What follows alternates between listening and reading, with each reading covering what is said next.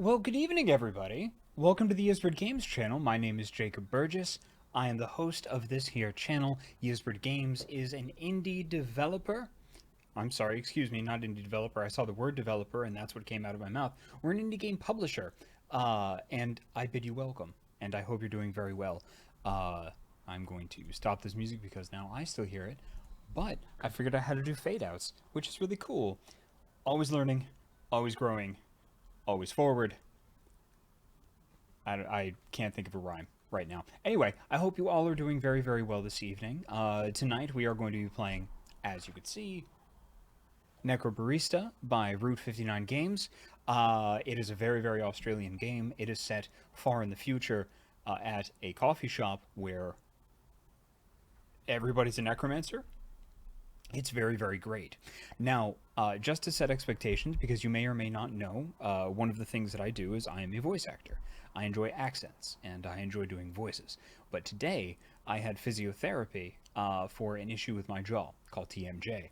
And what that is that when I open my mouth wide enough, my jaw it clicks. It makes noises. I don't have to go into the anatomy. It's actually quite gross and squidges me out, and I've got it. And it's an issue that I've had for quite some time. It has gotten so bad that it's started to pick up on certain gigs and stuff that I've had as a voice actor. So I have taken steps to alleviate that, both with a dentist and a physiotherapist. It the physiotherapy for it sucks. So my jaw is very, very, very tired today. So I'm not going to be, and I need to rest it. I still wanted to be here, and I still wanted to be here with everybody. I had started a thing, and I plan on going through with it, where I had come up with the voices for all of the characters, and I was doing individual voices for every character in this wonderful, wonderful, dripping with style visual novel. I will not be doing that today to give my jaw a rest because it includes a lot of different manipulations and things like that. But I will continue that once I'm rested up. Everything should be fine by next week. So, yes, yeah. A lady literally had to like stick her thumb back to where the jaw meets and was like pinching and massaging the different muscles in the jaw. It was a very weird sensation. I didn't mind it. You know, she was a neat Irish lady. I was trying to guess where her accent was from, and I was horribly, horribly wrong. With permission, I didn't just go like, "Hey, is your accent from here?" Because that's rude. She was like, "Well, you're a voice actor. It says here on my sheet. Where do you think my accent's from?" And I was like, "Well, I do like accents. Not all voice actors are trained with accents, but I tend to like them." And then I took a couple of guesses, and she laughed at me because her accent was just a mishmash of everything. Ireland has different, like if you go 3 kilometers in generally any direction, the accent's going to change a little bit. It's weird.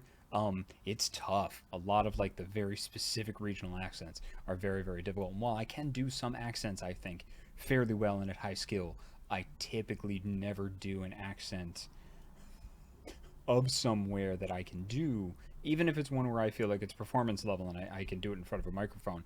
I don't do that in front of a native because it will almost never sound right. Um, yeah, unless you know you're, and his name escapes me right now, which stinks, but that's something that my brain does sometimes. The gentleman that played House on House, Hugh Laurie. Hugh Laurie was his name, and I was shocked to hear his American accent. It was amazing, so much so that I kind of forgot that he was British for a while. Yeah. And he's absolutely fantastic. So anyway, just set expectations tonight. Everybody at Necrobarista is going to sound like me in order to help give my jaw a rest. But we'll be back with all the voices next week. I have my handy dandy notes, so if somebody new comes up in this game, I can write down the notes. I won't be doing any of the vocal play that I do sometimes to try to find a voice. Yes. Sorry, there's definitely a very powerful baby outside. I don't think you can hear them if I have everything all set. That was a very powerful baby. And just creep the crap out of me. But I did, in order to kind of get my energy up a little bit, I did bring a little bit of instant coffee. So please excuse me. Normally I don't go for instant coffee, but I felt like I needed a little bit of a pick-me-up. Before we get too far on, I just wanted to say a huge thank you to our mods. I see Sarah Sorende in chat, who is absolutely fantastic and does a wonderful, wonderful job, and mods not just this channel, but a bunch of other channels, and our appreciation for Sarah is deep and wide and enduring, and thank you. Ocelot, up at the top, subscribed, and has done so for 6 months and is currently on a 3-month streak, and thank you very, very much for your support and for being here. Fenris Schaefer has subscribed and has done so for 6 months, and we thank you as well. And then we'll go down, and Ocelot says, I'm glad you're taking care of yourself. Yeah, apparently, I just turned 40 this year, and apparently my midlife crisis is to summon the spirit of the great dung beetle and get my shit together. So, yeah, neat. Also, this game, because it is set in Australia, I am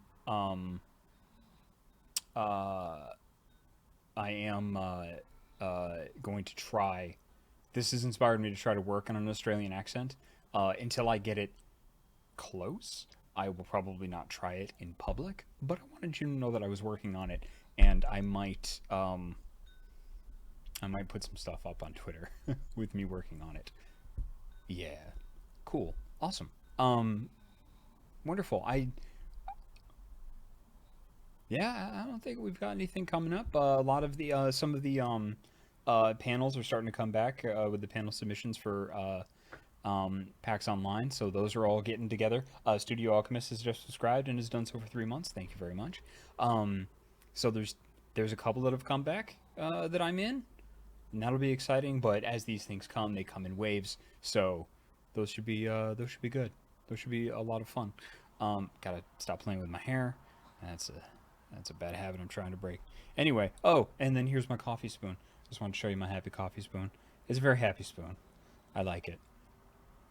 That's pretty much it. Yeah, excellent. Ocelot says, if you want, I'll toss a reference at you. Please, on the Discord. And speaking of the Discord, he said segueing perfectly. If you're not a member of our Discord, I highly recommend that you do so.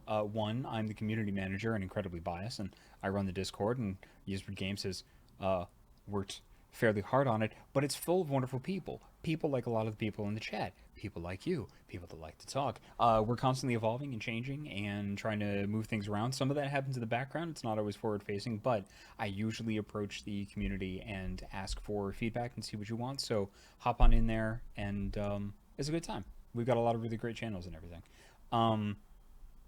Yeah. Chris G. Miller says 40 horse Bucky. Damn, you age well. And then says, wait, noticing the amount of vampire you've spoken about.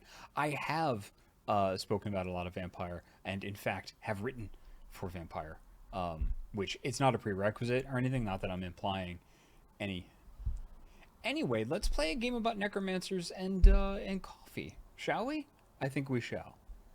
Have a little sip of this coffee. The instant coffee I'm drinking tonight is the UCC 117. It is a Japanese coffee, because of course it is. I'm a parody of myself. Anyway, Necrobarista time, shall we? Let's shall. Burp, burp, burp, burp. There we go. Marvelous. Boop, boop. Here we go. Here we go. Time for coffee, sippy sip. Here we go. Yes, and let me know about the audio mixing and everything, because as I am constantly fiddling, I have fiddled once again with the settings. So we'll see how that goes. Yes, there's a lot of rain sounds in this, so just forewarning, you might need to use the bathroom. Yes. Malady Dark says, oh, I finally got to try Coffee Boss. It's surprisingly good for something sold in a can in a supermarket. It's one of my absolute favorites, and if you would like a little bit of a weird journey there's a series of Japanese commercials for Boss Coffee that star Tommy Lee Jones as an alien, and some of them have been translated, and you can watch them with subtitles, and they're hilarious. And try not to watch them in an altered state brought on by chemicals, because it's weird enough. You don't need it. Please trust me. Oh, let's continue. Game sounds a bit high. Okay. Let's see what we can do about turning that down then.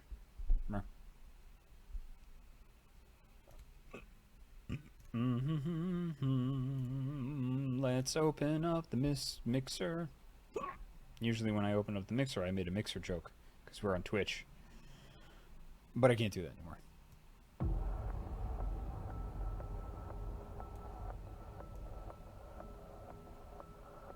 Oh. Alright, let's bring that down a little bit and just let me know what the mix is like. Back to Necrobarista. There we go. Okay, so yeah. Wow, it really just pick up right from the save. I'm trying to remember what happened. And I'm trying to remind myself not to do the voices so that I can rest my jaw, because I have to do some really, really silly exercises later. One of the exercises I have to do to kind of train the muscles up here so that everything kind of happens evenly is I have to make an O with my mouth and then do the horse clicky sound, you know, like that. So I have to go like, oh, ow. Oh. No vocal warm-up, no vocal exercise, no mouth exercise ever looks dignified. Be quiet there, mate. How long have you been sitting there? Does it matter? Well, your employee's being very rude to me. So if you've heard any of that, I keep trying to tell him.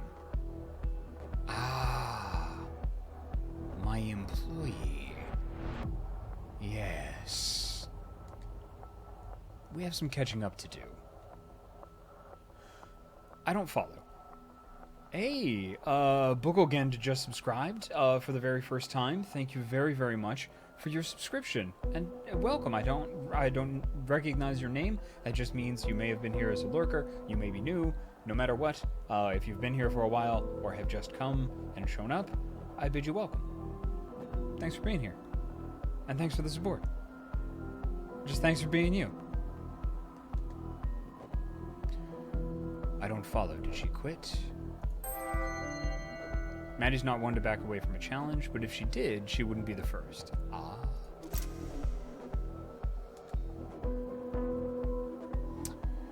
Did you fire her for gross incompetence?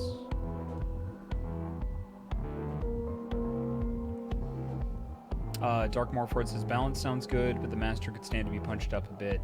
I'm having to turn up my speakers quite a bit more than usual today. Okay, if that is corroborated by others, I will make that happen. Far from it.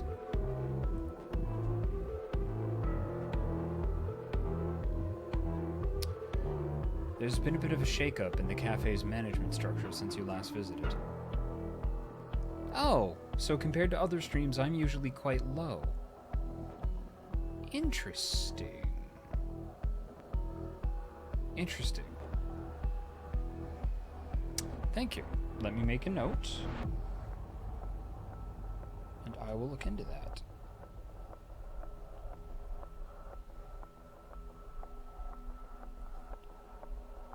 Compared to other streams. Okay.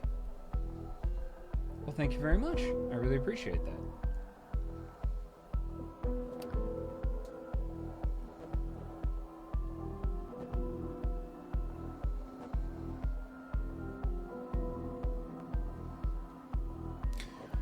Oh no. Don't tell me you gave her the whole thing. Oh, that's dirty. Okay, I won't tell you. tried to tell you before, man. Hey, does anyone else like mint juleps? Because this is great and I'm nearly done, but also my tongue is numb and I'm wondering what the deal is with that.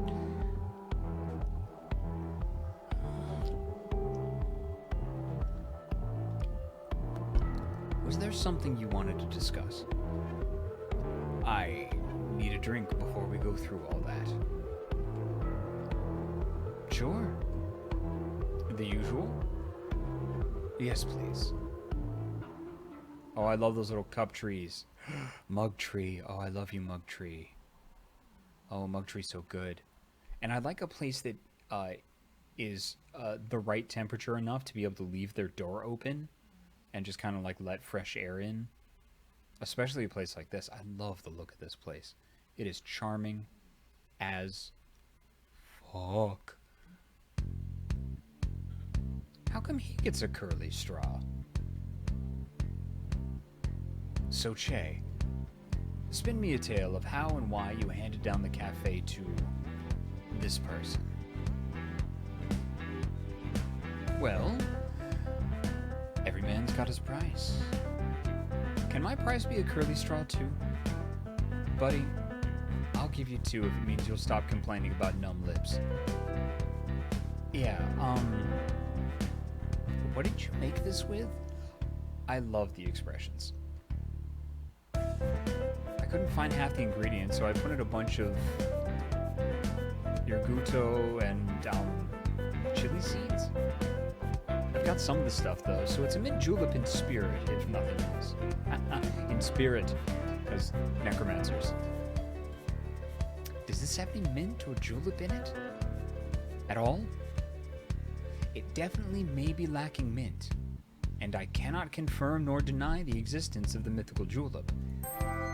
Mystical. To some people, this place seems otherworldly. For others, this is just the world they live in.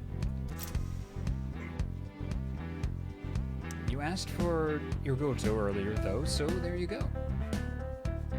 Yrguto.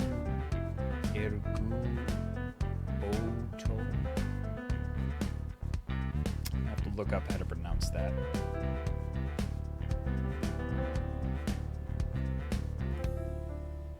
Oh, hey, there we go.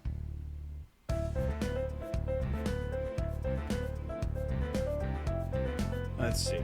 E-R-G-U-O-T-O-U.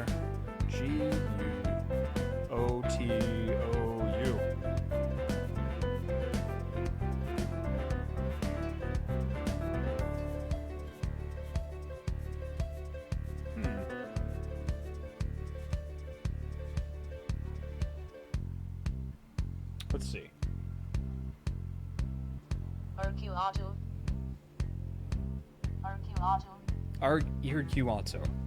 Yrguato. Got it. Okay, cool. All right. Marvelous. Yrguato. Yes, Chinese liquor. It's very, very, very strong. Yes. Yrguato. Mission complete. Hi, Meredith Gerber, our social media coordinator, who is fantastic. Hello, thank you for stopping by and saying thank you to everybody. Thank you for your thank you. Maddie, I'm getting very drunk very fast.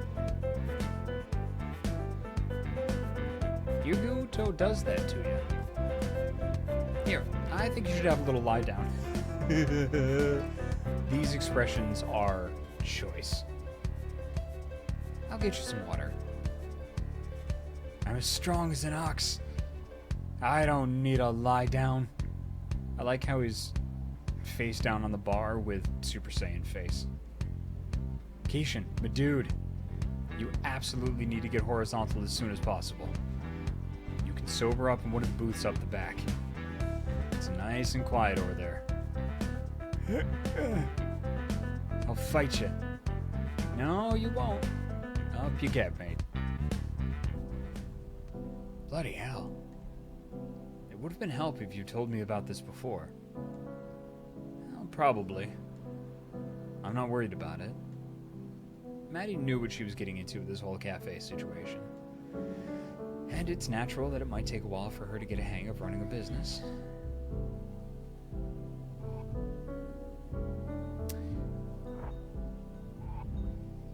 if I didn't know any better, and I could be wrong, but that picture in the back, I don't know if you can see, it's right over his wrist. That looks like Smith Tower in Seattle.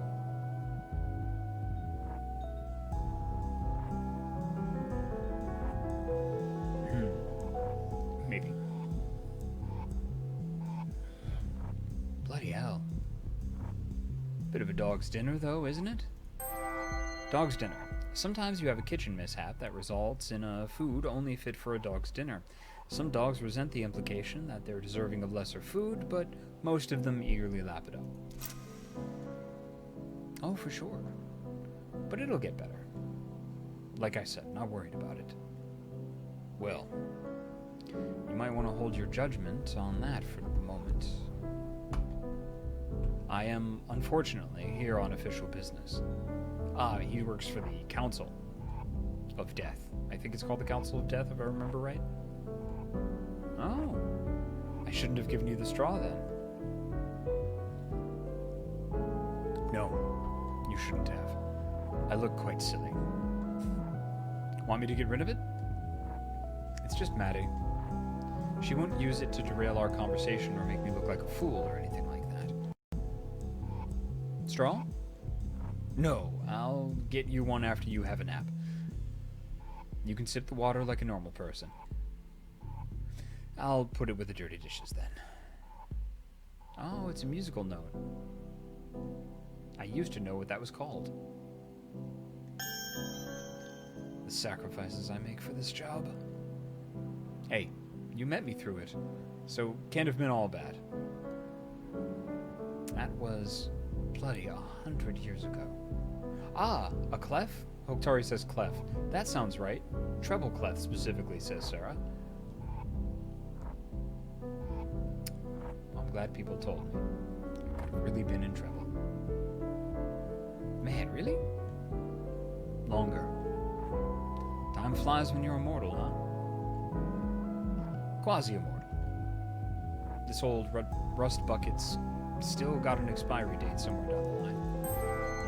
Expiry. Time comes for us all. And death follows soon after. What's this about immortality? Hey, you should buy more plants. Shut up. Sorry, continue? Immortality? Nothing that I'd trust you with, that's for sure. Aw, don't you want to see crotchety old me being rude to youngsters in 100 years? Truly, I do not. The far future doesn't need amateur necromancers. Amateur. Amateur can describe someone who's not good enough to turn pro, but it could also mean someone who passionately engages in something just for the pure love of it. Your loss. So, you two heading upstairs? Actually, Ned does in fact have something fairly important to discuss with you. Oh? It's about the debt you owe to the Council. Yeah, I know. What about it?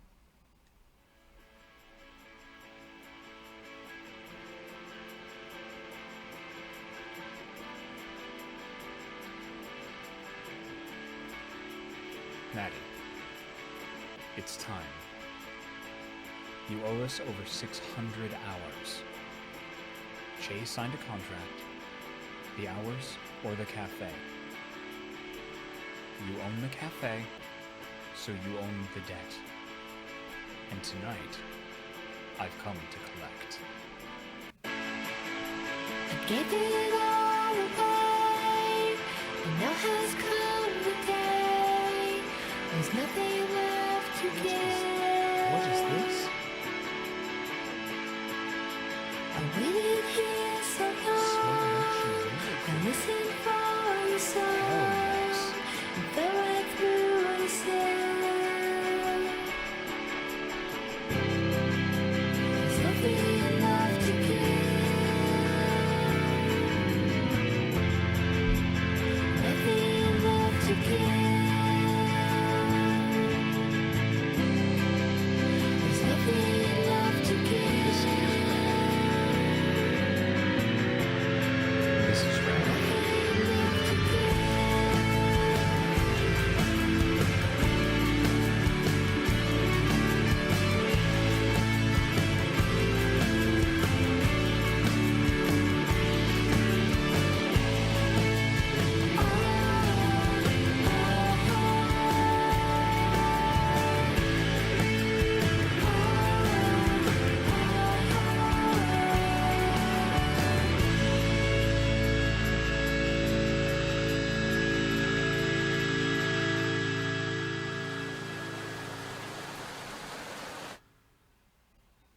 Awesome.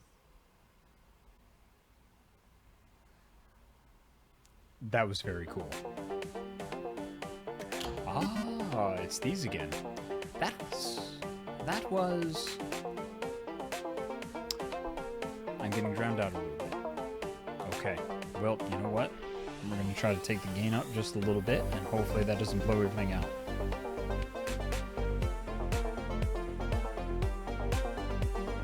Okay, let me know how the volume was there. That was kind of intense.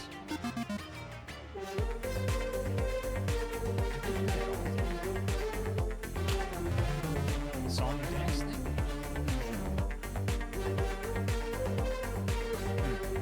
Let's see if I get louder here.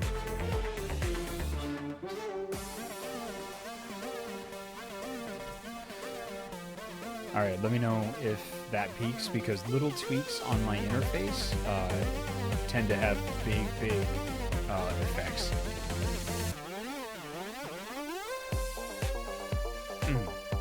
Yeah, this is a very good song. So let me know how that is. Sarah Sorrente says that's an improvement, which is very good. That's much better, everybody says. Fantastic. Well, everybody says Ocelot and Sarah. Alright, good. Excellent. Please let me know.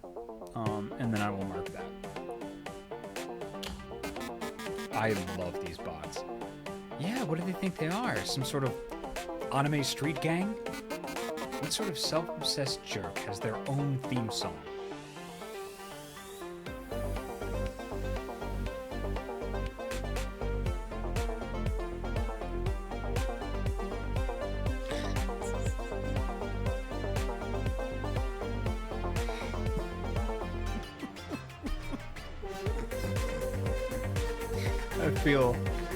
I feel a little called out.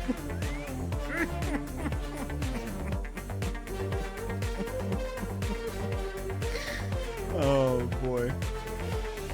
Oh. If you would like to find that theme song, I think I may have told people about it a couple of times, but if anybody's new or doesn't know, I'm not going to assume you know anything about anything by being here. If you Google Jacob Burgess Bald Cypress, that will pull up my wrestling theme song, which I had composed specifically for me by a video game composer named Devin Vibert out of Ontario, who is very talented and very, very good. Also, none of the money from that song, if you do end up buying it, and none of it goes to me, it all goes to the composer. Even though I commissioned it. It was just like, you make money off of it if you can. Don't be a downer, pal. No, I was talking about the dramatic encounter. Oh, between Maddie and Ned? Yes. Yeah, they've got chemistry. Not the romantic kind, the explosive kind. Can't leave them in the same room together and they'll kill each other. I know a couple of people like that. Bad history? Maddie's just a serially troublesome person from Ned's perspective. Doesn't help that she can't stop herself from pulling pranks on him. No, I suppose not. I mean, he doesn't make it easy either. I don't think he's used to having his authority questions. She really gets under his skin. Wasn't he a famous criminal? And therein lies the irony of the situation. What a strange world we live in.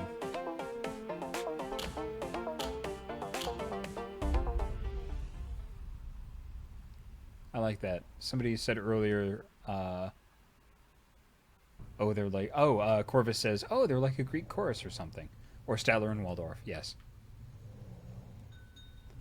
Yeah, we definitely saw Dog's Dinner, Mythical, Amateur,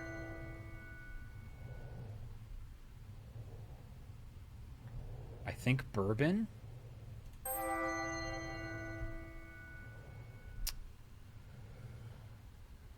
Uh-oh. Milk?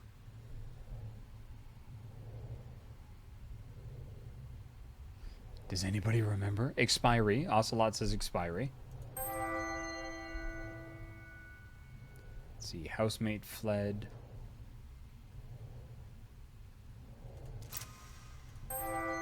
Ocelot says, I don't think we saw bourbon. Sarah Sorrende said we had cuppa last week. Okay.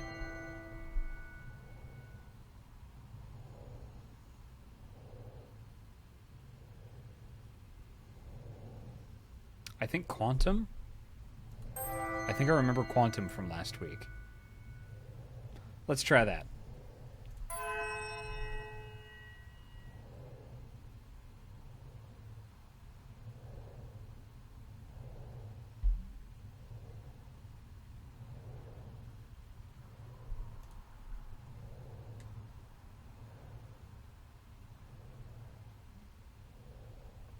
Corvus says, so again, I don't think this is a test with right answers. I think it's more like a personality test or something. What did you lash on to? Okay. All right. You may have explained that last week, but it was last week. So please excuse me if I don't remember. Food, good. Magic. Death. Magic. Food.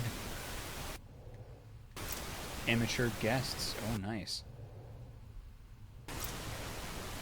Ashley. Okay. And then these are the little things that we use, I think, when we've got like free walk around mode to unlock neat text and more information. Yeah, this is, I like how they do this very, very much. Little Birdie told me that there were some references to some other visual novels in here too.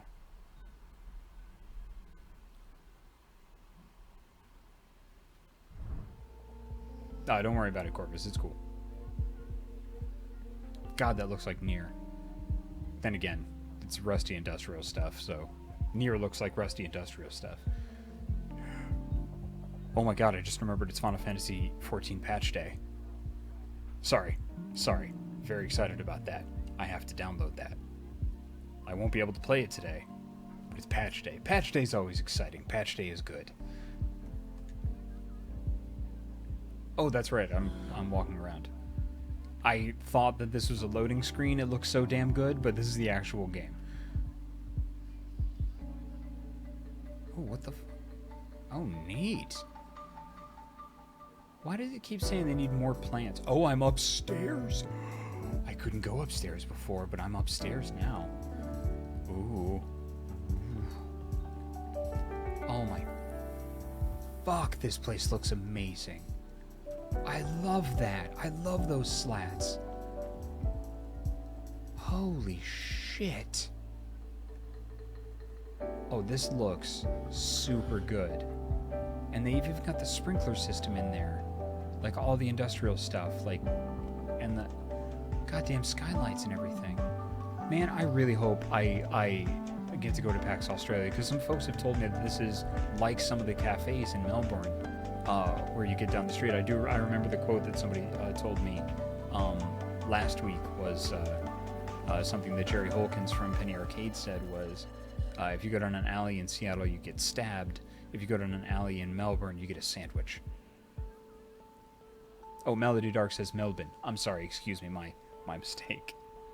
Holy crap, I want my house to look like this. I would literally just put my bed in the middle of the floor right there and then use everything else to decorate. Actually, this place is way too big just to be my house. If we could shrink this, if we could shrink it down, that would be great. Ooh, billiards. Oh, more stuff to unlock. Oh, the fisherman. Oh, I have to go downstairs and unlock more stuff. No. Okay. Oh no, lore. Oh, I have to make choices. Oh no. Oh no. Ms. K. Rose says, sadly, I must take off. As while I think that Twitch and pizza go well together, my mom would rather not.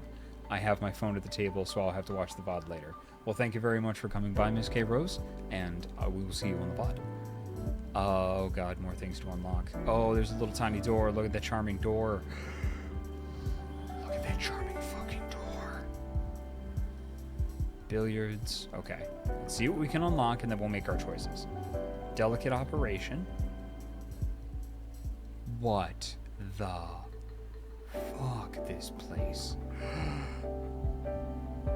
Advisory role, and you can just like have a little nook. Look at that nook. I love a good nook. Oh god, I love a good nook. Unlike that one in Animal Crossing, that's a bad nook. Maddie's inbox.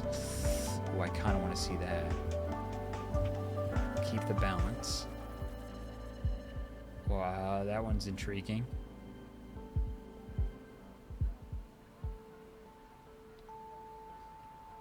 Alright, well, let's go downstairs. Because I want to continue that. Oh, it doesn't let you. Oh. You have to pick what's up here. Oh my.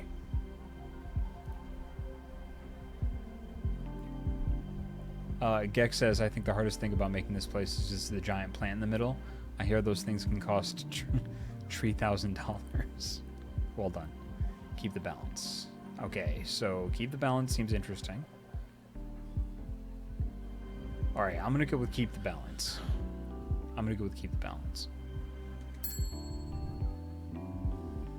Keep the balance. You're overdue this week, said Ned. He tapped the list of rules that Maddie kept posted by the door. This 24-hour rule. Are you sure you've been enforcing it? Oh, I can't unlock it yet. Oh, I don't have enough to unlock. Do I? Oh, I do. Okay, good. Okay. I would like to read. Yes, thank you. You're overdue this week, said Ned. He tapped the list of rules that Maddie kept posted by the door. This 24-hour rule. Are you sure you've been enforcing it? I think how we run things around here is none of your business, said Maddie. Actually, it absolutely is my business, said Ned. In fact, keeping the rules is basically my only business. It's kind of what the word enforcer means. I'm supposed to scold you for breaking the rules. So audit me. Fine, said Ned. Let me check your ledger. We don't keep a ledger, said Maddie. Maybe you should, said Ned. Lots of places do. It's a great system.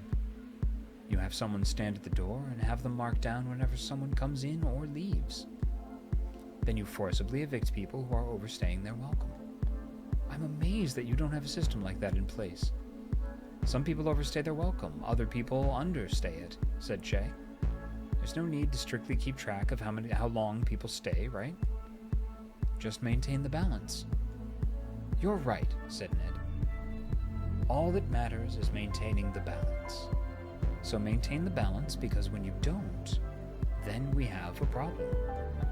We're a bit short-staffed to have someone acting as full-time doorman, said Maddie. Figure it out, said Ned. He tapped the board listing the rules. Change 24 hours to 23 hours. When you say 24 hours, people think you just colloquially mean one day, and they don't pay attention to the specific time. When you say 23 hours, people actually have to keep track of what time it is. That would be fine, said Shay, except for the part where you're cutting time off people's stay. Trust me, said Ned. Anyone who would go right up to the limit is probably going to go over it. 23 hours is going to mean 23 hours plus an extra 5 minutes, 10 minutes, half an hour. Half hour plus however long it takes to finish their drink. And if they leave in less than 24 hours, who gives a shit? I give a shit, said Shay. You're right. You should give a shit, said Ned. In fact, you should celebrate whenever you manage to scooch someone out of here in under 24 hours because the balance is upset and you've got to correct it. You can either correct the balance 1 hour at a time, or the council can come in here and repossess some souls. Or we can find someone who knows how to manage this property responsibly. He turned to Shay. Come on, buddy. I don't want to have to take this place away from you. That would be quite the escalation, said Maddie. Well, you're already on the first level of escalation, which is a stern talking to, said Ned. let's try not to escalate it any farther. Che sighed. Well, Maddie cut him off. We'll change the rule to 23 hours. Okay? Buzz off. Wow. Really? Said Ned. Well, okay then. And while you're rewriting the signs, you should also take the green tea frappuccino off the menu. Fraps should be for coffee, not tea. Done, said Maddie. Wait, really? Said Ned. Damn, I didn't realize you were so open to feedback. Also, that caramel. We'll take it under advisement, said Maddie, placing a hand on Ned's chest and physically pushing him towards the door. Hold up, said Ned. What are you doing? Removing an unwanted guest, said Maddie. I need to practice if we're going to start enforcing those rules you care about so much. You care so much about. Now said Ned as he continued backpedaling to stay upright. Look, you could just... Bye, said Maddie as Ned crossed the threshold out of the cafe and Maddie shut the door in his face.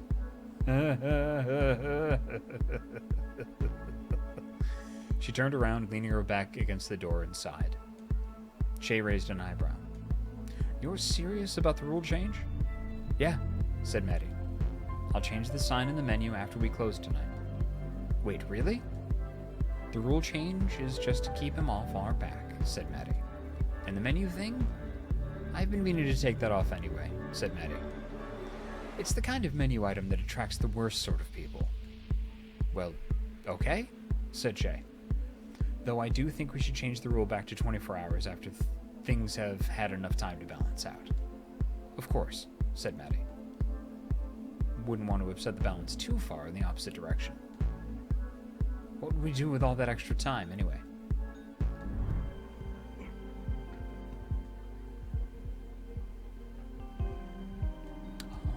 It opens up. Oh, okay. Well, that one just kind of did it. Alright, well, the Fisherman 2, I don't know if we did the Fisherman 1. Billiards 1. Delicate Operation. Advisory Role. Maddie's Inbox. Well, wait. Can I continue the ones down here? I can continue the ones down here. Ashley's Journal. Do I have enough to open this up? I do. I'm going to read Ashley's journal. Because Ashley is pretty rad.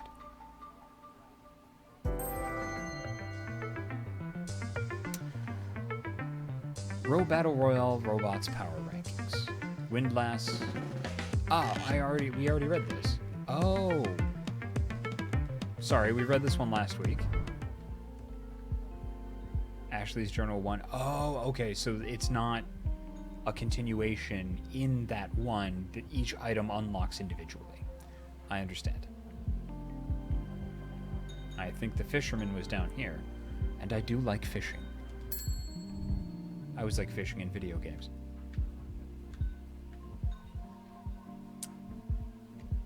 A guest? Yes. Excellent. Unlock. And let's read. Shall we? Story time with Jacob. Maddie was about to leave the counter when an old-looking man pushed the door open. He was hunched over, and he walked with a bit of a limp, and even at this distance, she could see the leathery texture of his skin, a testament to many years well lived. Maddie had been about to leave the counter to Che, but there was something in the way the man walked that made her want to stay long enough to see if he had any special requests. She wasn't sure if she would like the man, and in fact she was fairly sure that there was a good chance that she wouldn't have much to say to the man, or much that she would be interested in hearing from him, but it was obvious that the man had paid his dues, and she felt that she owed him at least a few moments of her time. Even if he hadn't done anything in life worth of admiration, he at least had done enough to earn her respect. It was only when the man sat down that Maddie saw that his skin was cracked, but not wrinkled. His body had been aged, but it had been aged by the elements and the sun, more than it had been aged by the passage of time. The slight limp in his step could have easily been the limp of a young man who had spent one day too many lifting loads that were 1 kilo too heavy for him. He took the seat directly in front of her. "You serve food here?" Apparently, the man was more interested in finding out what was on offer than figuring out where he was. Maddie kept herself from visibly smirking. There was something she liked about guests like that, people whose only question was what was on tap. Maddie glanced at Che. He gave a nod of assent. Yes, Che was willing to play the role of grill master today. "We do serve food," she said. The man squinted at the menu, up at the menu above him. "My eyes don't work too well in this light," he said. "Got a paper menu?" Maddie reached under the counter and pulled out a menu that had looked just as aged as the man sitting in front of her. Its scars were from coffee stains, not cuts. But as she watched the man hold the menu, there was something about the combination of the two of them that felt right to her.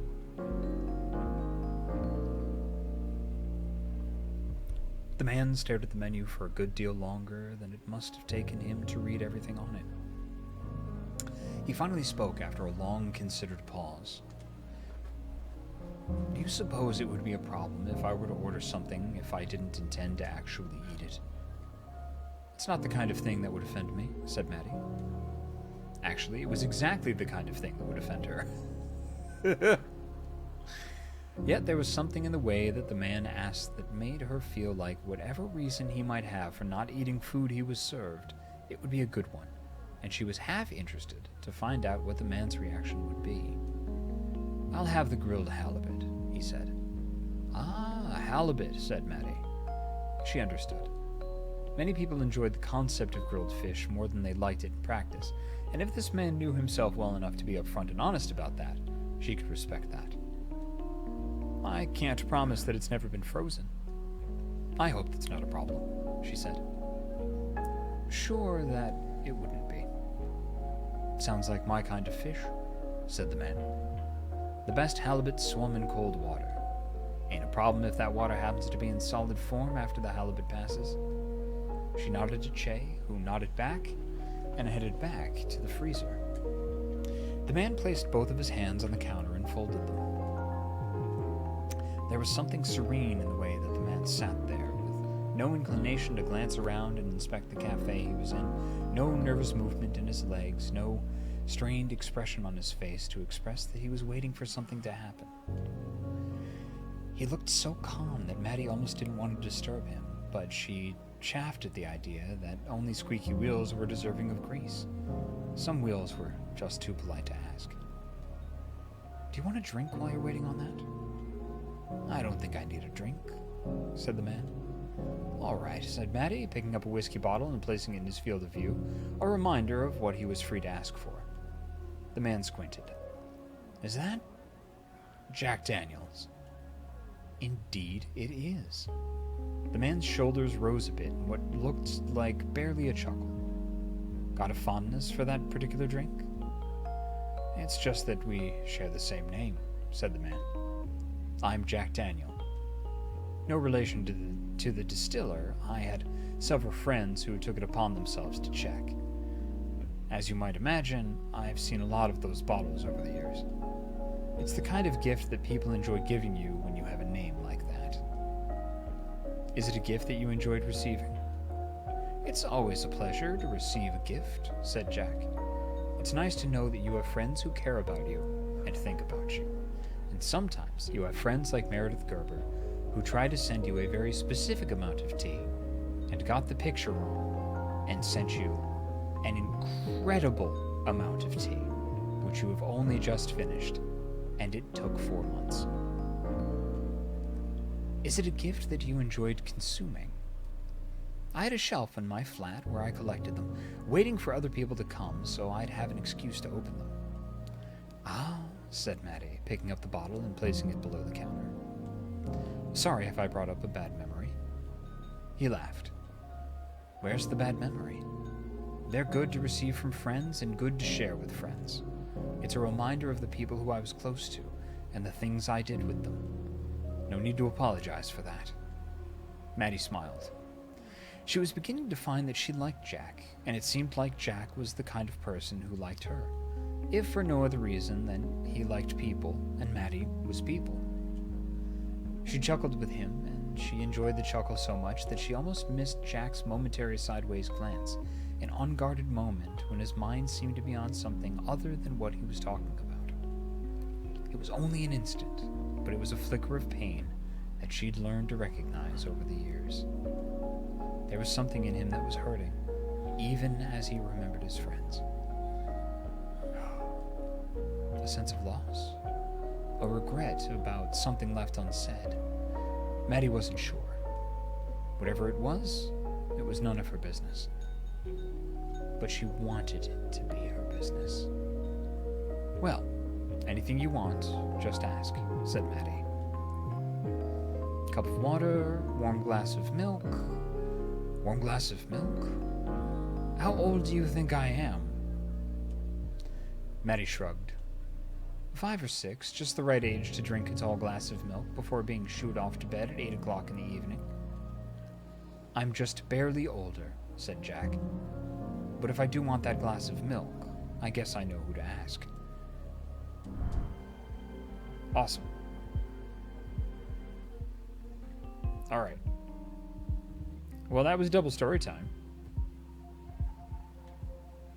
Let's go earn some more. Meow. Continue? Why yes. Why yes.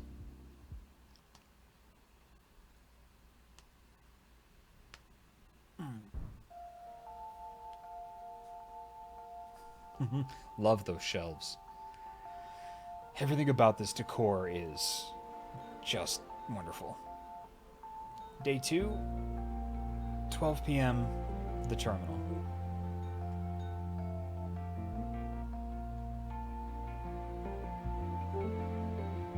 Pokenut says, as a Melburnian, Melbanian, Melbournian, I unironically, stupid tired jaw. Oh, give me a second. Pokernuts.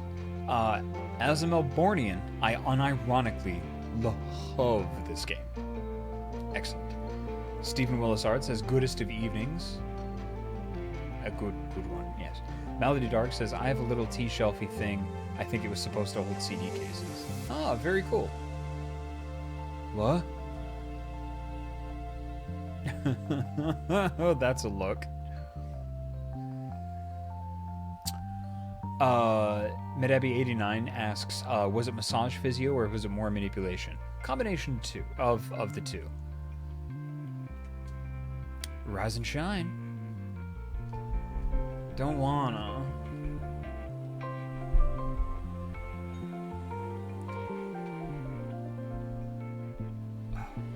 You shouldn't waste your last hours on Earth sleeping. Sleeping. Whoever said, I'll have plenty of time to sleep when I'm dead, probably had a different idea of how things would play out after death. Ellipses. Man, I was hoping that this was that I was having a really long, weird dream. Yeah, sorry. No such luck. Luck. Some more pedantic magical practitioners are quite bothered by flippant and colloquial words of the use luck. Shay isn't one of them. I'm still having trouble getting my head around it. Madabi89 says, yeah, that discomfort definitely makes sense then. Be gentle with it. Massage therapist with intraoral therapy experience. Cool. Awesome. So you know pretty much what happened today. That's what happened to me. Just to let everybody know, if my jaw is starting to get tired and a little bit achy, so if that continues, or if I feel any inner ear pain, which was one of the things that the doc said to me today, that I should just stop. So if it gets to that, I will let you know. But I just want to set expectations and be honest, because I am having a wonderful, wonderful time, and this is a wonderful, wonderful game. but I have to put the health of my jaw first. Yes, yes. Though it may break my heart if I have to stop this early, because I'm having a wonderful time. Story time is good time. Also, if I did push myself, I have a suspicion that a good majority of the vocal members of our community would probably be upset. I don't want to do that. Pokernut says, my playtime is currently 10 hours, and I'm not even at the second to last chapter. Wow. You are really cracking the bones and sucking out the marrow of this game. That's fantastic. I totally understand. Want a coffee?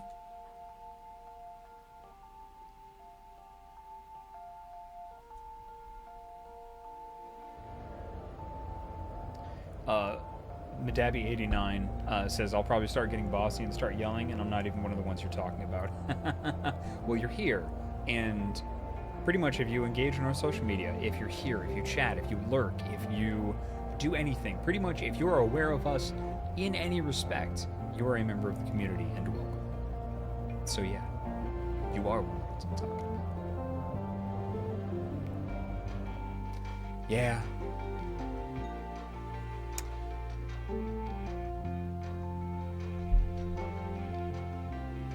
Yeah, just something simple.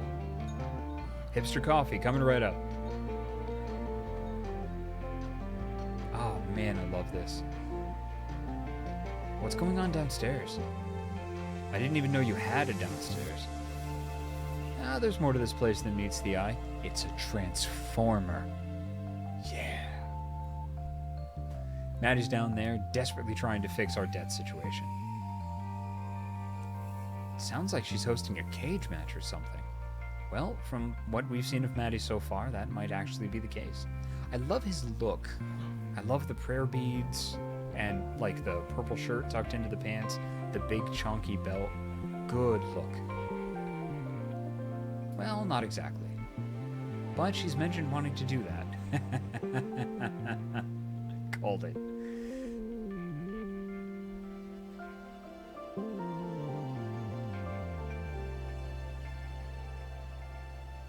So, in case you don't know why I suddenly mugged to the camera and pointed that out, that is a reference to one of the games that we publish, called Valhalla, Cyberpunk Bartender Action, and its sequel, Nirvana, also Cyberpunk Bartender Action.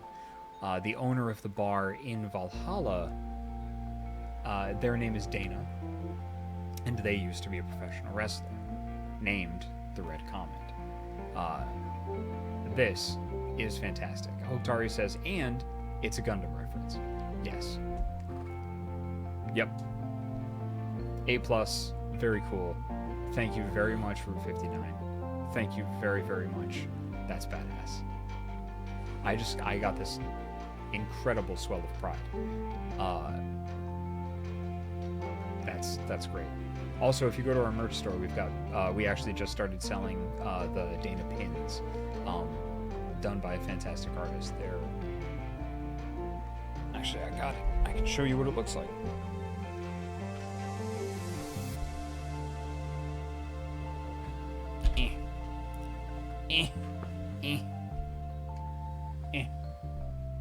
Dana. Oh no, you can't see nothing. Hold on just a second. Because the lights don't work like that.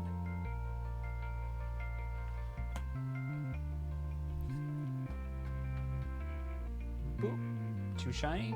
There we go. That's what it looks like. And I'm very dark now. That's super cool. Ha! And then, because of that, Ashley got obsessed with wrestling for a bit and kept trying to suplex me.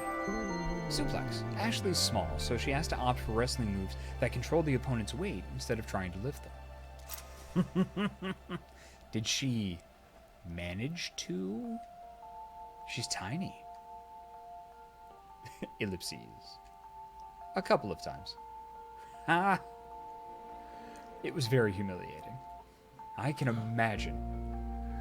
But to properly answer your question, Maddie's running a gambling ring. Gambling. When you find yourself standing on the brink of death, a wager could be a chance at salvation, or the last chance to feel danger. Both of these appeal to different types of patrons. Downstairs? All by yourself? It's a fairly unconventional one. And by unconventional, you mean... mortals generally aren't involved. The stakes are higher than usual. Oh.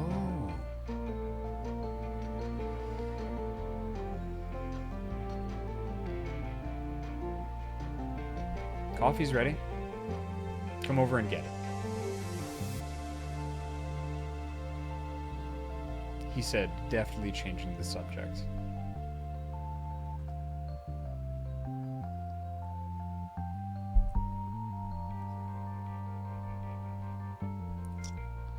They gamble for time, among other things. You don't sound like you're a huge fan of the idea. I'm not. It's undignified. I mean, as long as Maddie's not in danger, shouldn't it be fine? The council doesn't like it. They turn a blind eye because we don't cause trouble otherwise. But I'd rather not have to worry about bad things coming our way. Because Maddie refuses to approach the problem from a different angle. And by the problem, you mean the dead, yeah? I was pretty drunk, but I think I remember Maddie storming off after Ned turned up. Yes. I'm a bit worried about her. I wish I could help. You all seem pretty nice. The thought's appreciated. Maddie will figure it out eventually, though, I'm sure. She just needs time. Hey, thanks for the coffee, by the way. I just realized you haven't actually made me pay for a bunch of them. How do you expect to pay for them? All right. Yep, no cash. If I were feeling particularly capricious, I'd ask you to pay in time. But you're a nice kid, and you need every minute you've got. Oh, that was a neat transition. You want to head downstairs? I can see your eyes darting to the stairs. I'm not going down, but I'm also not going to stop you. Yeah, if that's okay. Ooh, nice sandals. Go on then. I'll stick around up here. Catch you in a bit.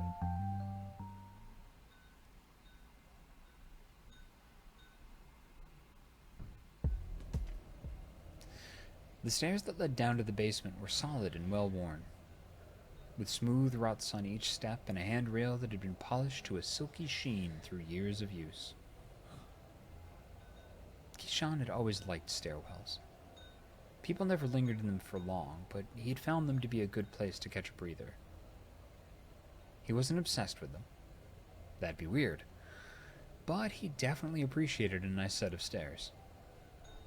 On further reflection, it was probably a little weird. Downstairs, Maddie's audience clamored for blood. Blood. Even the dead find blood sports compelling. One might say that the dead find blood sports more compelling than the living. From you to me, with the understanding that your remaining moments on this plane are limited, you surrender this time freely without coercion, as agreed. Contract fulfilled. You're free to go.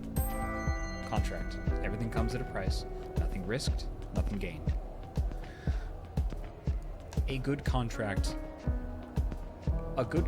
is in place so that everybody understands what either the stakes are or what is at risk or what the expectations are.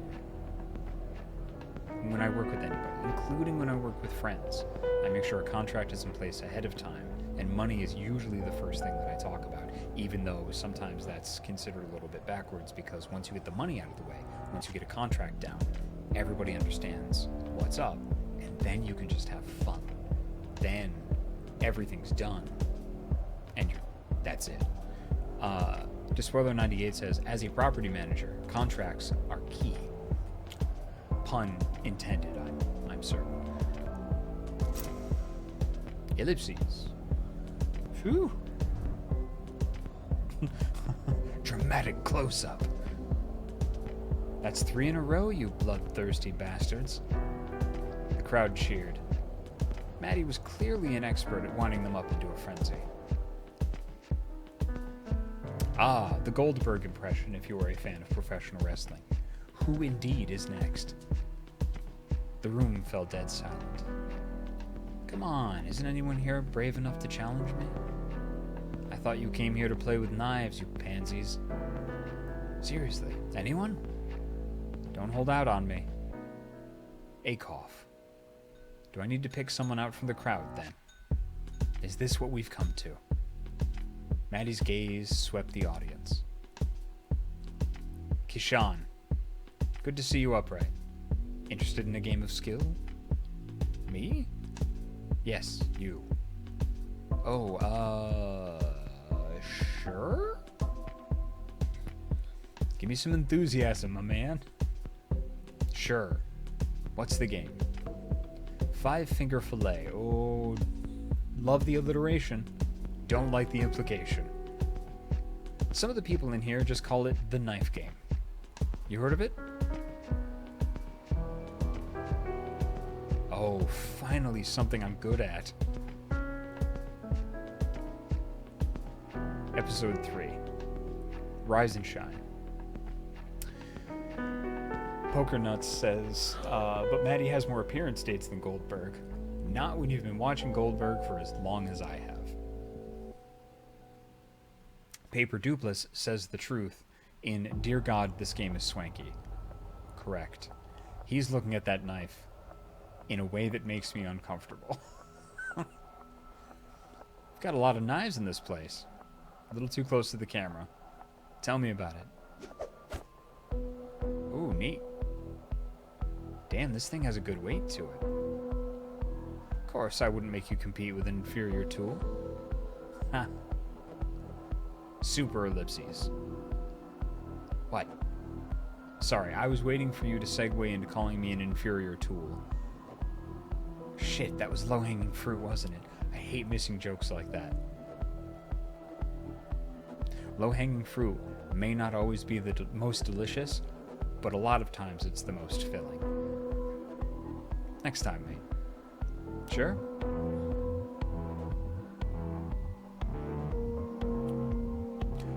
Terror Orcata says ellipses S Grant. Very nice.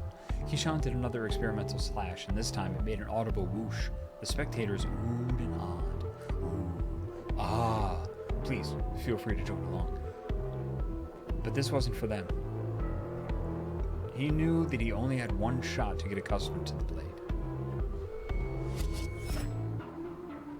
Yeah, fuck that table. You done showing off? Nothing wrong with putting on a little show? Sounds like you're stalling for time. Getting cold feet, perhaps? Shh, not a chance. Let's get started, then. You know what you're wagering? Clay mentioned something about you gambling with time? Or Che, not Clay. Ugh, it's not gambling if it's a game of skill. But that's besides the point. We're both wagering 4 hours. If you win, it comes from the cafe's balance. If I win, it comes from yours. You've got around 16 hours left in case you weren't keeping track. Shit, only that many?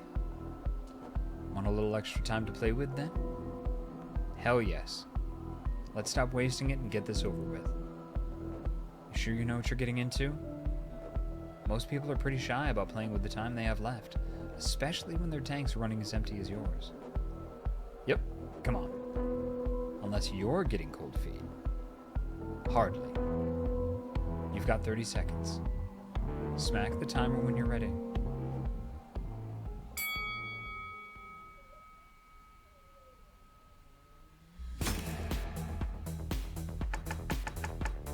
Oh, neat. The crowd cheered and Kishan fed off their enthusiasm. In response, Maddie leaned back and tapped her finger on the table, feigning impatience. He met her eyes, grinned, and continued his performance. His stabbing motion got faster as he went, the point narrowly missing each of his fingers. Stabs. Strong enough to drive the knife a millimeter or two into the table. Were good if you wanted to put on a show. And of course, giving the spectators a show was part of the fun.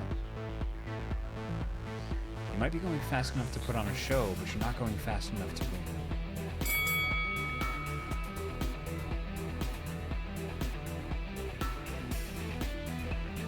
How'd I do? 16 sets, if I counted correctly. Whoa. I couldn't do 16.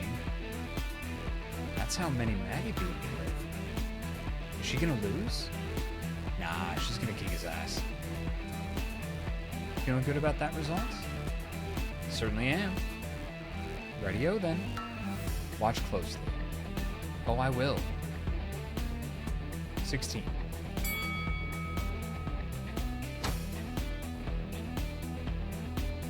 1. 3. 7. 11. 15. 1, 3, 7, 11, 15.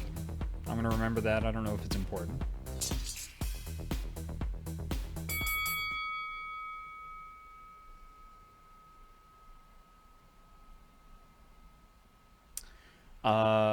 Hey, Lucky Annie, just gifted a sub to Corvus. Thank you very much. Much obliged. That's very kind of you. Told you. She's unbeatable.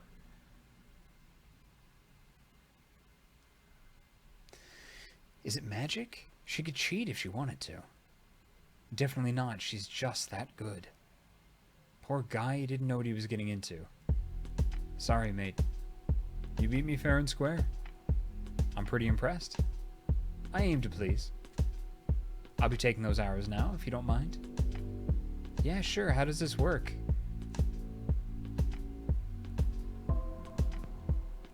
Just like this. You won't feel a thing.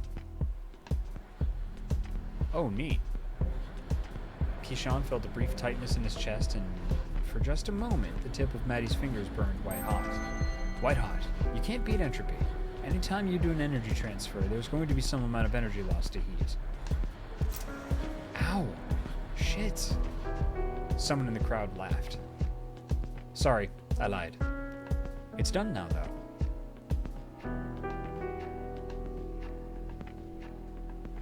Alright.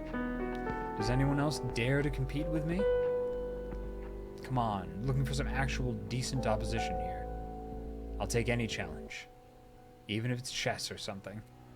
Any challenge? I challenge you. To get everyone a drink. Rounds on me.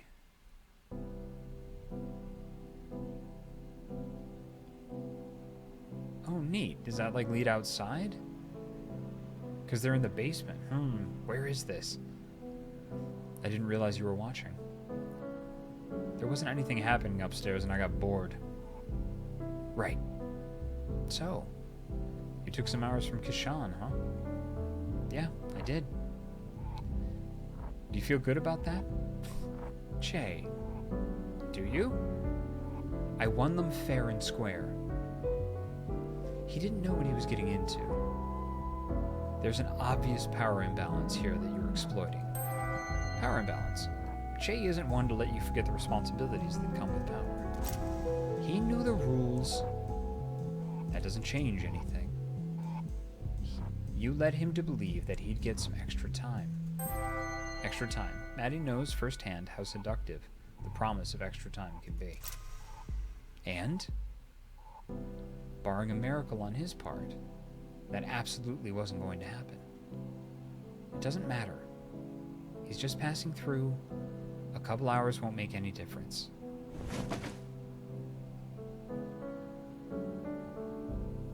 Maddie, I'm disappointed in you. Our patrons respect us. We need to earn that respect by treating them with respect ourselves. That's a good service mentality. It's about respect, not subservience. This is not respectful or dignified. cheating vulnerable passers-through out of their time, we're above that. We're better than that. I don't care whether you think it's dishonest or not. I want you to give that poor man his time back. Don't pout. This is serious. I feel like a broken record saying this, but while I understand your intentions are good, you can't keep doing these things. It's all for you. If you really want to do this for me, find another way.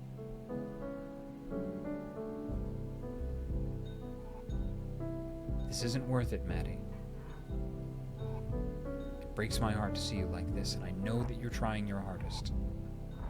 But this really, truly is not worth sacrificing your own self-respect over. Everyone here respects you. But you gambling with ours just cheapens that. I'll give the hours back. Shame. I was pretty great with the knife. Still not as good as me. I was pretty close.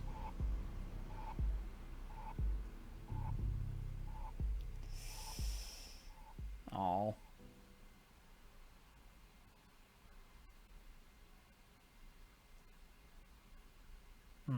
Sad. I'm not sure how to feel about all this. I'm very, very curious as to why she took this burden on from him. Sarah Serende says the same. Yeah. Ocelot I suddenly went from, seems nice, to, okay, Che is clearly the best. Lovelace. Yes? What form did you have before being reborn? I think I was a crab. Come on, I'm being serious. Ashley wouldn't harvest spirit liquid from a crab.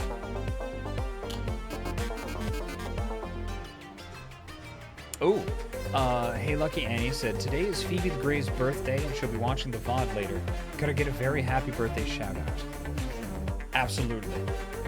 Phoebe the Grey. Hold on just a second. If we're gonna do this, let's do it right.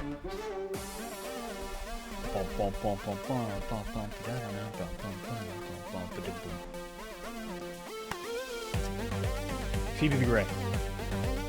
It's your birthday today. Happy birthday. Not just a happy birthday, but it was specifically requested that you get a very happy birthday shout out. So this is your very happy birthday shout out. A happy birthday to you. I hope it is absolutely fantastic. Thank you so much for spending a part of it watching our VOD. That is super, super cool. Thank you very much for understanding about the various jaw issues and things like that. I see chat is exploding with happy birthdays. This shall live immortally on our YouTube channel as well. So Phoebe the Grey, happy birthday. I hope it is or was wonderful, depending on when you're watching this. You could just skip forward to whichever one you want to see. But thank you very much for being here. Thank you very much for being you. Take care of yourself today. Most of all, take care of others when you are able and how you are able. And keep your spirit up. A very happy birthday from me to you, and from us to you. Happy birthday. I like that rhymes too.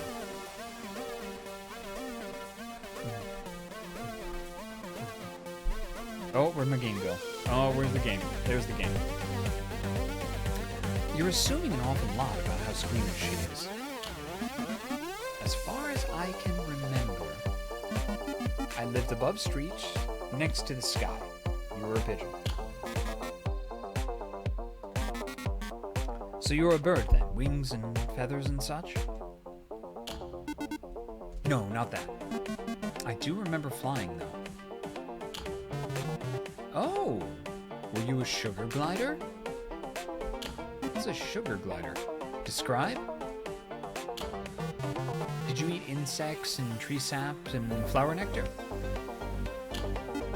That is familiar. Wonder how Ashley found you then. Could have been anything, really. You mentioned bright lights earlier. Ocelot asks, what are the Takikoma anyway? Are they necromantic constructs? Do we know? Ashley apparently made them with some spirit liquid, and they were things before they were these things? Oof. Yeah, I'm thinking you got hit by a car. Corvus says, the sugar glider, Pterius bricevips, is a small, omnivorous, arboreal, and nocturnal gliding possum.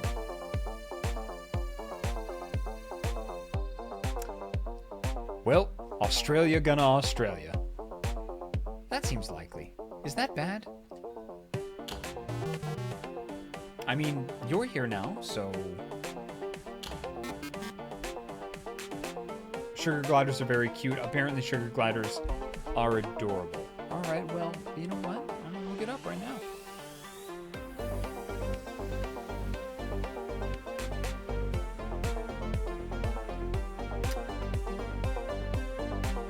Holy crap, sugar gliders are adorable. Oh! Oh, so tiny. Oh, when they fly, it looks like they're doing space kung fu. Oh my god. Oh, yeah, okay. Yeah, okay. Yep. Yeah, you are correct. Sugar gliders.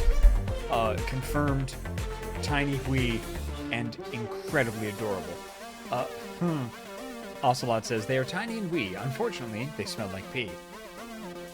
Whether you like it or not. Shut up. I am still adjusting.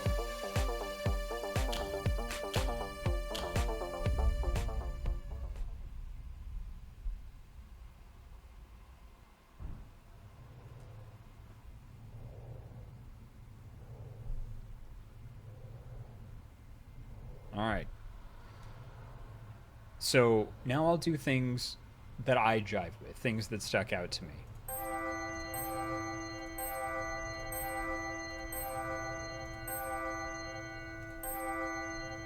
Boom. Oh, Ocelot kept a list. Oh.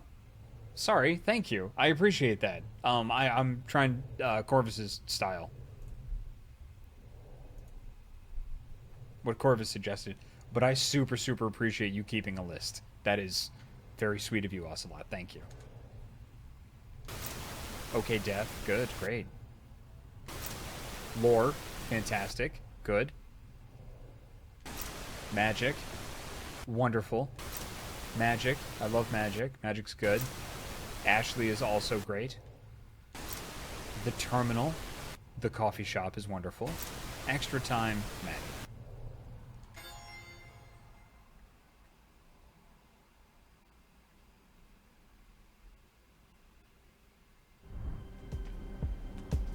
Oh, we're in the basement now. Boy, they keep a lot of stuff down here. Alright, that's billiards too. Oh, I thought that said rotten poopy. I thought that said rotten poopy. I'm a child.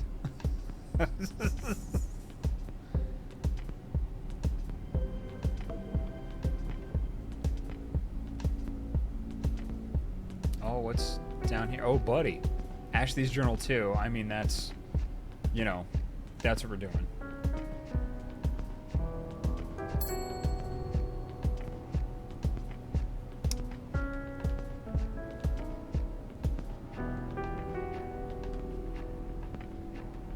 No, I want to unlock the... There we go. Yep. Yep, we're doing this.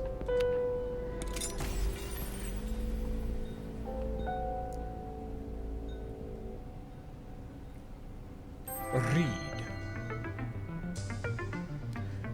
Battle Royale Robots Power Rankings. Alpha Charlie Echo. Ace. ACE. All of the commentators call this robot Ace. Probably because it's so good. It seems biased for them to call one particular robot Ace, but it's obvious how it got its name when it wins all of the time. Yes, not because it's an acronym. Absolutely. At first, it looks like this bot doesn't have a weapon and it's just designed to be really fast and agile. Then you realize that its entire body is a weapon for ramming into unsuspecting people. This would be a great tactic if you got into a fight when you didn't have a weapon. You don't need a flamethrower or a buzzsaw if you just have a 150 kilogram body and can ram into people really fast. This probably wouldn't work very well for me because I don't weigh 150 kilograms and I'm pretty small. That isn't a problem since I usually carry things that can be used as weapons. Like, I could carry a crowbar, and then if someone tried to attack me, I could take the L end and jam the crowbar under their feet, and then pull it up and use it to knock them off balance, even though I'm probably smaller than most people. I'm not sure why it's named Alpha Charlie Echo. I assumed it was a remake or made in the style of a bot called Alpha Charlie, but there aren't any other bots by that name, and the team that made it are all rookies. I really like the fact that if it was a remake of a bot called Alpha Charlie, it would be called Alpha Charlie's Echo. That's cool. That's just a cool, oh man.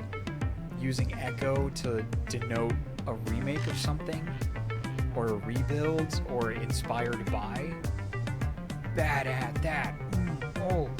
Oh, that tickles the brain. That lights the brain on fire, yes. I shouldn't have used that. Damn. Also, none of them are named Charlie. Ashley. Maybe it's named after someone's dad or brother? Their next robot will probably be called Beta Charlie Echo, or maybe Alpha V2 Charlie Echo, or Final_Final 2 Charlie Echo. I like that. I like that very, very much. Knives. Who's Beth? Who's Beth? Want to find out who Beth is? Let's find out who Beth is. Knives are cool. Can we unlock this one? We can.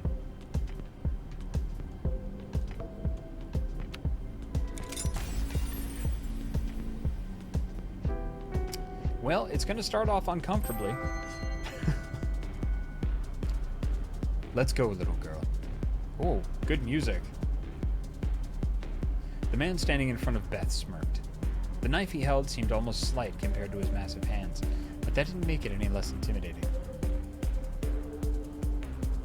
Finish this one quick, came a call from behind the knife holder. 3 men stood behind him, wearing expressions which ranged from amused to bored. Beth felt her palm getting sweaty and loosened her grip on the knife in her right hand, sliding her thumb along the guard to reassure herself that its shape hadn't changed since the moment she'd picked it up. Take your friend's advice, Beth said to the man who was menacing her. Finish this quick. After all, I am just a little girl. Well, as little as any 15-year-old girl could be. Can do, said the man, and he drew his knife up for an overhead swing. The man's movement suggested that he didn't know how to use a knife. Not really. He was swinging the knife like he'd swing a fist. Like he was trying to bludgeon it with it. Like he'd never really used a knife before. He was stupid. Mercifully stupid. She tried to reassure herself of that fact, trying not to lose her resolve. He lunged towards her as he brought the knife down, and Beth raised her left arm. She felt the edge of the knife hit her skin, but the impact of the blow caused the man to lose his grip on the knife. An opening. Beth grabbed the attacker's knife arm and pulled him toward her while thrusting her own knife toward him at chest level. She drove the knife into the man's chest with all the force she could muster, and he fell to the ground and gasped as Beth released her grip on him. The man lay on the ground and put a hand to his chest, moaning. Son of a bitch. You doing okay down there? Said Beth. The man sat up and patted his chest. I didn't expect to lose to a girl. No, said the man. Well, that too, but I didn't expect it to hurt this much. These rubber practice knives are no joke, said Beth. If I'd stabbed any harder, I might have broken a rib. The man stood up. You got a name, girl? You can call me Beth, she said, extending a hand. He shook it with a look of hesitation. I'm Kyle. I've got to say, Beth, that was a kind of a cheap trick. How do you mean? Said Beth. I mean the way you blocked my knife with your arm. It just bounced right off. You couldn't do that if you were using real knives. He's right, said one of the spectators. It's not really a fair fight with rubber knives. I'd like a rematch, said Kyle. Yeah, said one of the spectators. Rematch. The others began chanting along with him. Rematch, rematch, rematch. A voice thundered from above. I thought I told you guys to keep it down. Everyone spun around to face the stairs leading up to the ground floor. Maddie was leaning over the railing of the staircase with a stern look in her face. She tapped a poster on the wall. Beth took a moment to glance at the sign. Fight Club rules. 1. Don't quote Tyler Durden. 2. Seriously, no Tyler Durden quotes.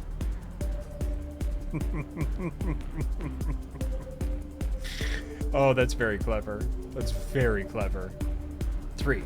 Always assume your opponent is mortal. Practice weapons only. 4. Be considerate to other guests.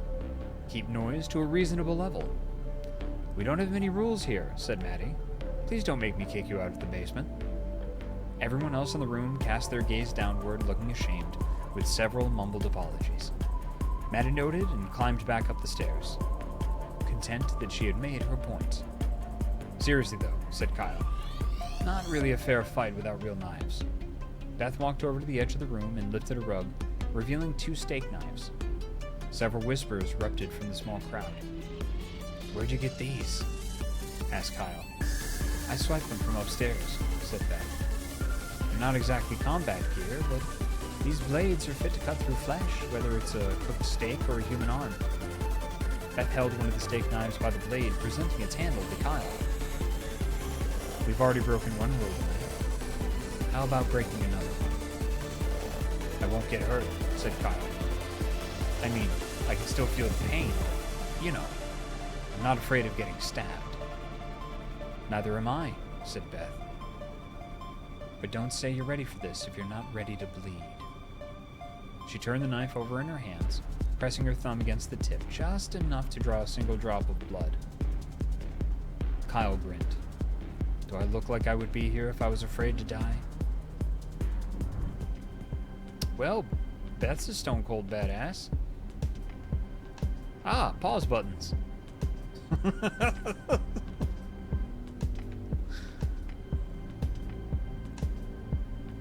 Oh, boy. All right. Let's read on through this. We'll get to the next section, and then I might call it an evening to give my jaw a rest. It's starting to hurt a little bit in my right ear, but I definitely want to read this. Mostly it's my own curiosity carrying me on. And then I think we might call it an evening.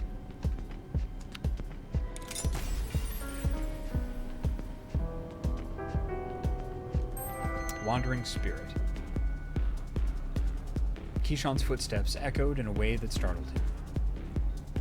Were his footsteps always so loud?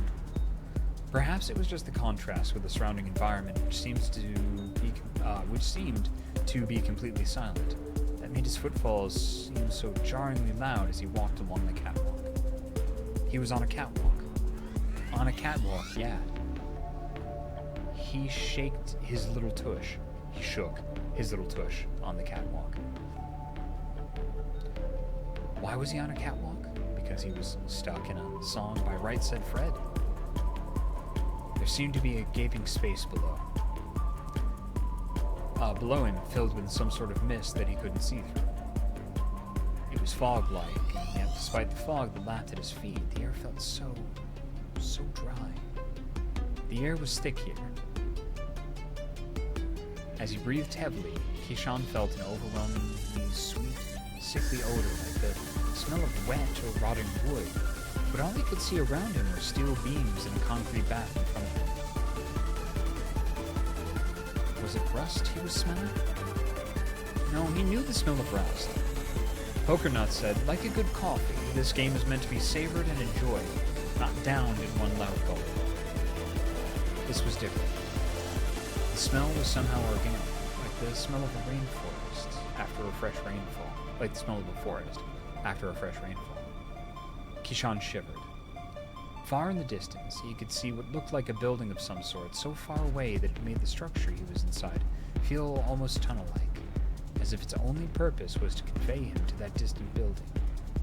He continued walking forward, but as he walked, the building seemed to be growing more and more distant. He quickened his pace, and as he walked faster, he could feel himself moving through the thick, stifling air. Yet as he looked down, he could see the texture of the catwalk in front of him unchanged, as though he were walking in place. Kishan started to turn backward, but saw only a blinding light. His eyes immediately shut, and when he opened them, he was again facing into the tunnel, with the distant building at the center of his field of view. He tried turning around, but every time he tried to turn his head, his eyes involuntarily shut at the sight of the light, and he was forced to close his eyes or look away, always confronted again with the sight of the small hut when he opened his eyes. His heart pounded violently inside of his chest. The tunnel was so quiet that he could hear his own heartbeat, feel his own pulse inside of his head. Something about this place felt deeply, incredibly wrong. Get back. I have to get back. He tried turning again, and this time found himself unable to even begin rotating his body before his eyes snapped shut, placing him again in a world of darkness, until he opened them again and was confronted with the sight of the small hut in the distance, now looking more far away than ever. Intelligamus is now hosting us. Hello, everybody on Intelligamus. I have to get back. Kishan kept facing the building and took a step backwards. As he placed his foot on the ground, he felt a gust of wind knock him forward. Wallstormer is now hosting. Hey, thank you very much, Wallstormer. He let out a yelp of terror. Instinctively, his hands reached for the opposite edges of the catwalk as he fell, trying to steady himself for fear of falling off. The catwalk was wide enough that his body didn't land close enough to the edge for that to have been a risk, and yet as he looked toward the edge, he felt a growing sense of dread that there was something down there that would capture him if he allowed it to catch even the smallest hold of him. Almost as he thought it, he felt the sensation of something pressing against his legs. He stumbled to his feet. He ran forward. The hut ahead of him seemed to grow no closer as he ran, but he ran all the same, running not to reach a destination, but to be away from whatever it was that was behind him. Moments ago, his only thought was an overwhelming desire to turn back, a worry that he was somehow trapped in. But now, that worry was replaced with an overwhelming sense of dread that propelled him forward. He had been pushed forward by something. Something was behind him. Kishan leaned forward and ran. He was no runner. He often found himself winded when forced to climb more than one flight of stairs. And yet he ran and felt no sense of tiredness holding him back, no need to catch his breath. Maybe it was the thick air here that somehow never allowed him to run out of breath. Maybe it was the fear of whatever it was behind him was that strong. Kishan felt the air stinging at his eyes as he ran. By now, he was running so fast that the thick air felt like a hot wind on his face. Tears began running down his face, but he couldn't find it in him to raise a hand to wipe at his eyes. That would mean slowing his sprint. So he closed his eyes, fully aware that he was running down a catwalk that had no handrail on either side. At this point, he didn't care. He ran and ran. Long after the tears in his face had dried, Kishan realized that he could only hear the sound of his own feet as they struck the catwalk. He couldn't even hear the rush of wind, even as it seemed to buffet his face. There were no sounds of anyone or anything pursuing him. Perhaps there was no pursuer at all. He allowed himself to open his eyes and look down. He looked over his shoulder. In time, this time there was no blinding light. only a distant glow, like the light at the end of a long tunnel. In a way, it was the light at the end of a long tunnel, and in observing the dim glow of the distant light, Kishan suddenly realized just how far he had run. He turned around and saw the building right in front of him. It had windows that were covered with the same fog that covered the ground around him. Kishan reached for the door handle.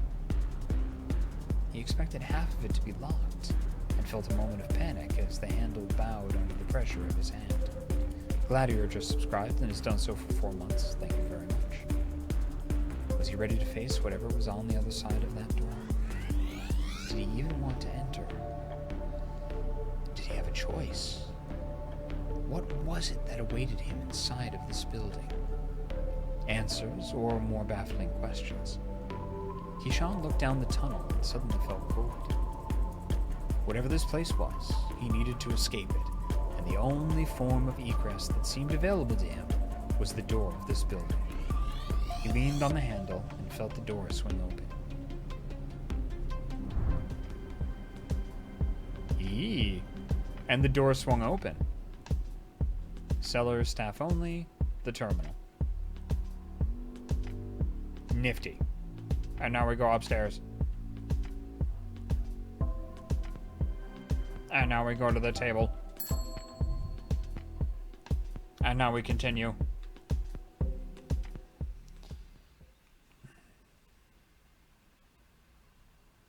That was a really good short story. That was fantastic. That's gorgeous. Yep. A morning or an evening glow means feels. And I believe this is where we will save our game.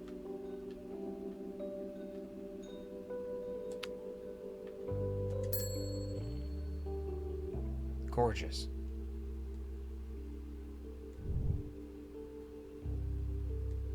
Excellent. Excellent, excellent. The art is fantastic. I am having such a wonderful, wonderful time with this game. And I really want to thank all of you for being here to experience it with me. And thank you very much, again, for your understanding that I wasn't able to do the voices today just out of concern for my own health. And that we are ending just a little bit early so that I can rest my jaw a little bit. But this also seems like a really good time to stop. So thank you very, very much for being here. We will be here on Thursday to continue our playthrough of Final Fantasy VII Remake. Thank you everyone who subscribed, gave bits, who hosted. Thank you so very much. It is greatly, greatly appreciated. We started doing this thing 14 months ago or so. And the entire ride has been fantastic.